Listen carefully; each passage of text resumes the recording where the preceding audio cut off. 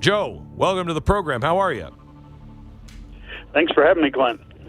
You bet. It's great to have you. I mean, you used to work for the Epic Times, and you guys I think you tear it up over there. I think really some good reporting over there.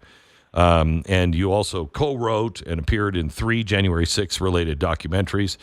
And you told the real story there. And you also wrote for the Wisconsin State Journal and the Chicago Tribune. So it's nice to have you on board at the Blaze. Let me ask you, Joe, what do you find creepy or suspicious about this guy that nobody's paying attention to, that just tried to kill a bunch of people and did kill some in along with the No Kings movement? Well, the more we learn about him, the less this entire thing makes sense. I mean, he has a very unusual backstory. He's worked a lot in the food industry, companies like Del Monte and Gerber, in production, safety, supervising, the plants and keeping everything clean and safe. And he's probably moved around the country at least a dozen times in the past 20 years with his jobs.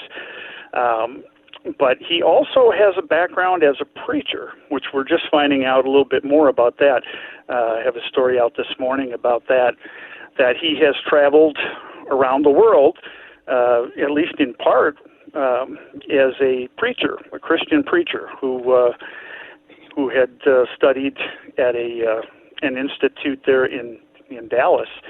And he's been to Africa. He's talked about going to the Middle East, and he in the West Bank and Gaza, and talked about going there to be basically a missionary to radical Islamists, and to tell them, as he put it on one of his websites, that violence isn't the answer.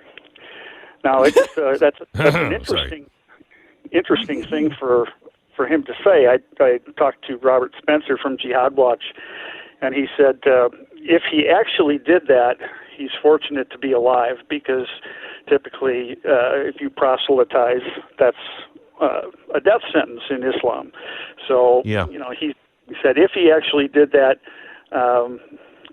he would have been killed or taken hostage, unless they saw him, as he put it, unless they saw him as a fool and they just cut him a break and left him alone. So but he's also preached in the Democratic Republic of the Congo several times, in an evangelical Christian church there.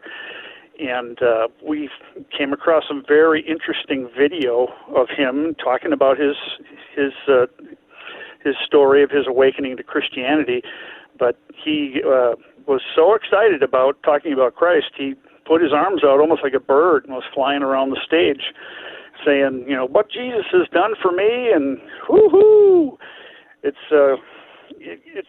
not what you'd expect. Okay, I mean, so we have the Del Monte guy going around, then preaching around the world, and preaching the opposite things he seemed to have. Did he become mentally ill? And then, before we get to that question, when did he become involved in politics with Tim Walz and everything else? Well, he was appointed to a governor's workforce development council, first by Governor Mark Dayton, who was a Democrat, and then Tim Walz. Of course, we all know Tim Walz. He appointed him to a similar group, and he spent about 9 years on these boards. These are advisory councils that typically... Was this when he was a preacher, or when he was with, Del Monte? Well, actually, some of this stuff overlapped, and it was all going on at the same time. And okay. And he's got other ventures that were going on. This guy is really a puzzle, but he did get appointed to these 2 commissions by Democratic governors. And, so we've looked around to try to find out if there is, aside from that, if there are any indicators that this was a political man. We know he was pro-life. He was opposed to abortion. He spoke about that, but we did not find any indication of political donations, either federally, state, or local, that he gave donations to any political party or candidate. The newspaper in Oklahoma City claims that he was a registered Republican when he lived in Muldrow, Oklahoma, but the voting system folks out there say they don't keep records back that far anymore. So in the article did not state where they got the information. They didn't link to any proof of it. So that seems fairly soft. So we just don't have a lot to go on outside of this wild backstory with all these different jobs. He ostensibly ran a security company called Praetorian Guard Security Services, and he had several vehicles that were kitted out as squad cars, basically. You'd see these in different cities, Pinkertons and other security companies. Yeah. So he had several of those, and he undoubtedly where he got his equipment that he was wearing the night that he committed these shootings, and he was dressed up as a police officer. But creepy mask. Okay, so hang on. I'm confused. So we don't know if this guy had a political agenda one way or another he seemed to attack the Democrat that was the one that was bucking the extreme, left of her party. Is there any rhyme or reason or pattern on the people that were on his kill list? Well, that's one of the only tells that we have, is that he kept both in the vehicle that he was driving that night and in a room that he rented for his job. They found notebooks, handwritten notebooks, and in his car there was what the FBI concluded was a hit list, and there were more than 50 names on it. And as far as I can tell, I haven't finished checking every single one of them, but that these were all Democrats, not just Minnesota politicians, but also in Iowa, Illinois, and Wisconsin. And he had lists of Planned Parenthood locations and officials in Minnesota on this list. And of course, the list did include Alyssa Hortman, the former House Speaker, who was assassinated along with her husband and the family dog. So that list was very lopsided, and we know. But we don't know. Do we know if any of those Democrats have anything in common? Are they hard left? Are they maybe mealy-mouthed? People that are. I don't know. I mean, she seemed to be somebody who was bucking the system that the Democrats would want.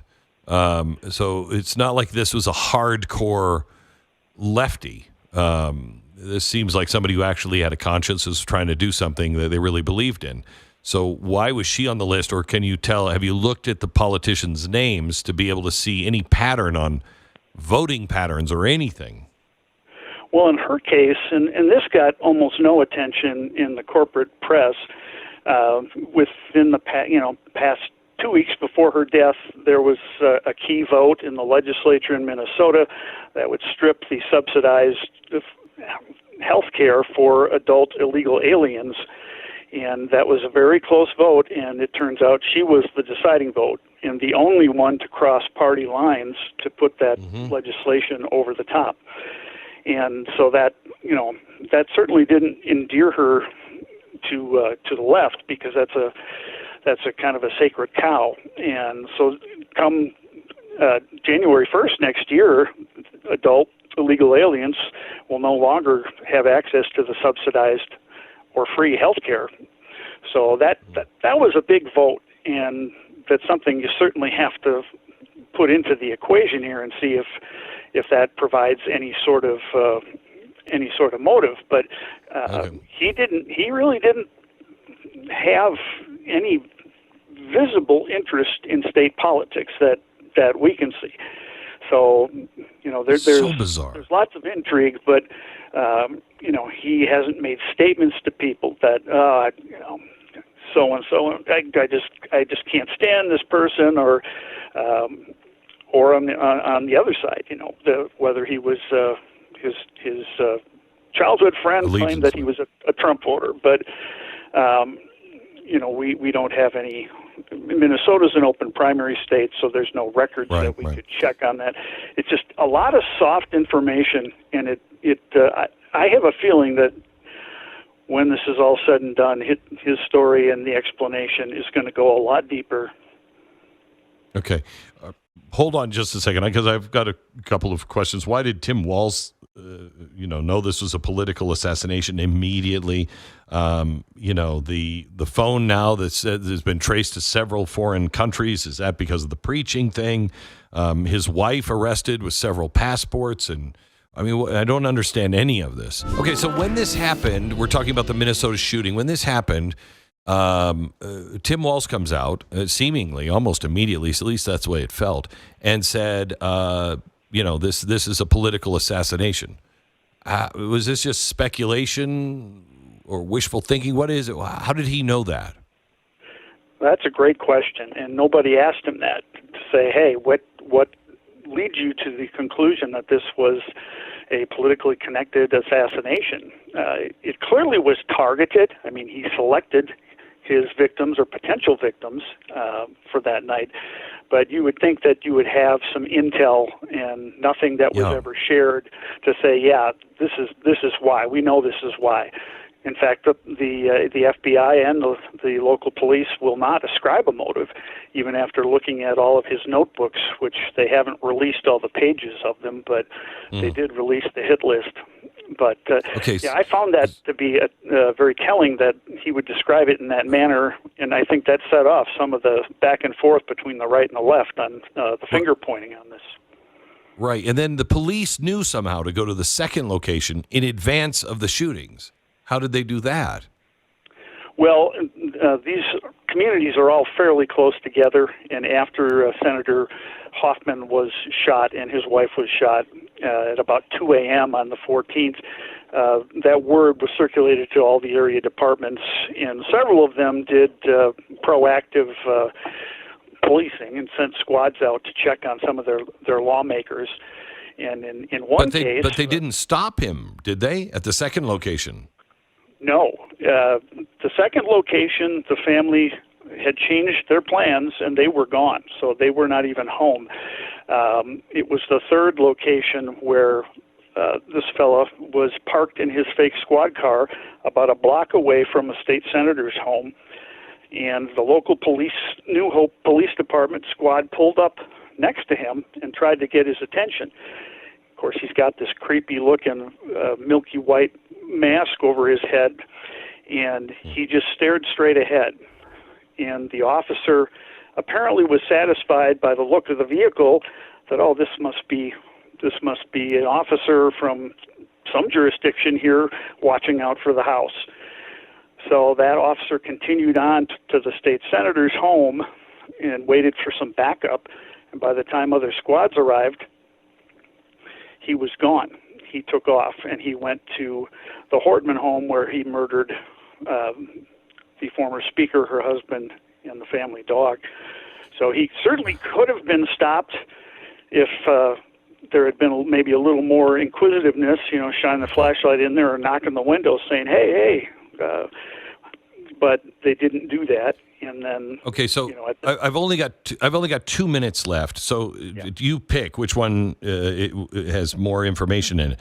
The phone being traced to so many foreign countries, or his wife being stopped with cash and passports and everything else in her car. Do either of those make a difference to this story?